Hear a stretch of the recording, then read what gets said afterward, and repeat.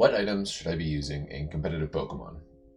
Look, if you're team building a Pokemon and you want to make sure you do it right, you've already got a lot on your plate. If you want to decide what Pokemon you're building around, you need to look at the meta and find answers to the common threats, decide on what moves and EV spreads to run on these mons, maybe run some numbers to make sure that your Pokemon beat the ones they're supposed to, pick up the kids from daycare, call your mother and tell her, no, I don't know when I'm going to be visiting next, but...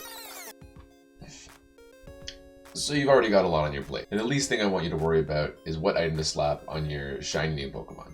So in this video, I'm going to be running over most of the items you see in the current meta and what role they serve on your team.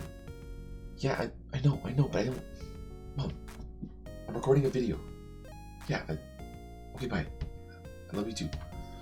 Actually, before I start in earnest, I should point out an amazing resource. For those that don't know, Smoke on Strategy Pokedex is incredible, not only offering detailed sets of every Pokemon in every meta, it also gives you information on what checks and counters these sets have, what teammates you should pair with, etc. This of course extends to items too. For those using Pokemon Showdown to play, you can export their sets with a push of a button. This site is a lifeline for people new to competitive Pokemon. Please take advantage of it. I usually keep a Smogon tab open when I'm playing so I can double check what moves any Pokemon are bound to have, etc. So with all that said, let's get into what items you should be using and why.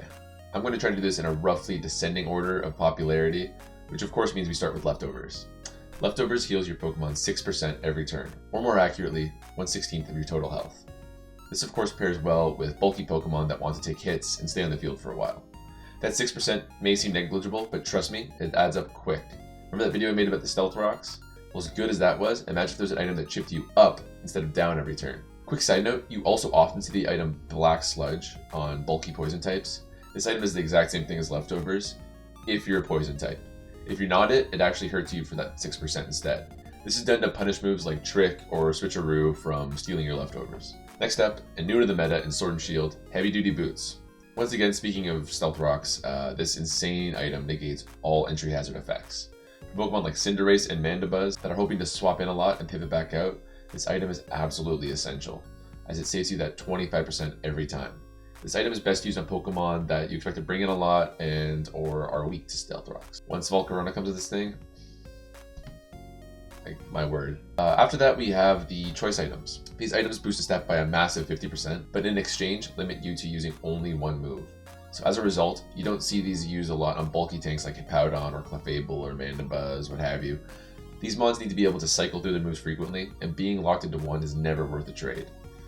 This is why you will often see choice-locked Pokemon use the move Trick to swap items with their opponent. Imagine I'm a Seismitoad up against a choice-locked Road of Heat. What can he possibly do to prevent me from getting up Stealth Rock, I think? Well, he uses Trick.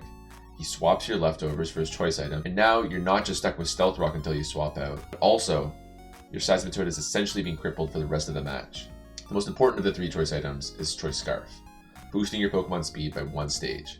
This is pretty amazing, because if you're facing down a massive speed demon like Dragapult and have nothing to answer him with, a Choice Scarf Hydreigon will do just the trick. Choice Scarf is so useful that most teams actually have a dedicated Scarfer, because they give you access to a quick revenge killer, in addition to a latent sweeper in the endgame. Before you use it, make sure you run the numbers a bit so that it outspeeds what you want it to outspeed, because if you roll up with a Scarf Azumarill, for example, it's still going to get smoked by that enemy Jolteon. Next up is Choice Band and Choice Specs. These are very similar, boosting your attack and special attack respectively by 1 stage. It's a great for a wall breaker mon that you want to use to force some holes open in the enemy team. You sometimes see it on very fast mons who are lacking firepower, sort of similarly to Special Dragapult, so that way they hit hard and still move fast.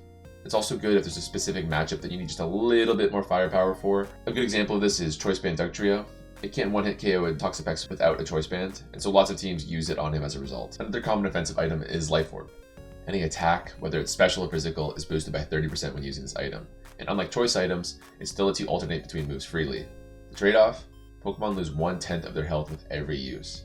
This is a great item for offensive Pokemon looking for a little oomph, but still need to switch between their moves. However, be careful before you rush to this item, because the damage adds up very quickly and leaves you susceptible to an easy revenge kill. Interesting side effect of this item is that Pokemon with a Magic Guard ability don't take that 10% from Life Orb, which gives them a huge damage boost with no consequence. That's why you see it all the time on mons like Alakazam and Clefable.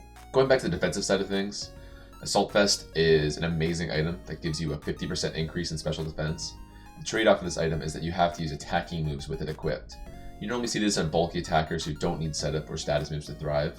I always think of Guja when I think of this item, because while it's not exactly a super scary offensive mon, it will eat every special attack you throw its way and hit you with a super effective move right afterwards thanks to its crazy move pool. Rocky Helmet is pretty simplistic. It damages attackers who make contact with losing 1/6 of their total health. You can combine this with Pokemon with similar abilities like Rough Skin or Iron Barbs to really punish enemies spamming that U-turn. Air Balloon gives your Pokemon a temporary immunity to ground type moves until somebody makes contact with it, popping the balloon. This is great on Pokemon that you wish could switch into ground moves frequently, but know that you would get one-hit KO'd. For example, Pokemon like Heatran and Excadrill use it to great effect, as they can switch in on an Earthquake and threaten to kill you if they try to pop your balloon in return. A little niche, but it has some interesting applications. Weakness policy is kind of like, you hit my trap card, now watch me go Super Saiyan. If your Pokemon wears this item and it gets hit with a super effective move, their attacking stats are both raised by 2 stages, immediately making them super threatening. As you can imagine, this item is hard to activate perfectly, as you'll probably end up having your Pokemon die as often as you activate the ability.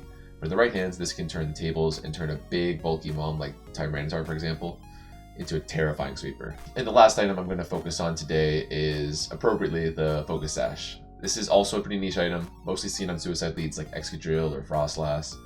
On hyper offense teams that need to get the rocks up no matter what, this is a great item to ensure that your lead matchups aren't one-hit KO'd by any means. You can also throw it on a setup sweeper like Cloyster or Poltergeist if you want to make sure you're not killed before you get your speed and attack boosting Shell Smash activated. But yeah, whew, that was a lot, wasn't it? There's a whole host of other items that are quite viable in competitive Pokemon, but I'm going to leave it there for now. Everything else is pretty niche and only seen with like 1 to 2 Pokemon at most, depending on the metagame, of course. If you'd like to see a part 2 to this video though, let me know in the comments below, and maybe I'll finish up the stragglers another time. If you have any competitive explanation videos you'd like to see though, don't hesitate to ask.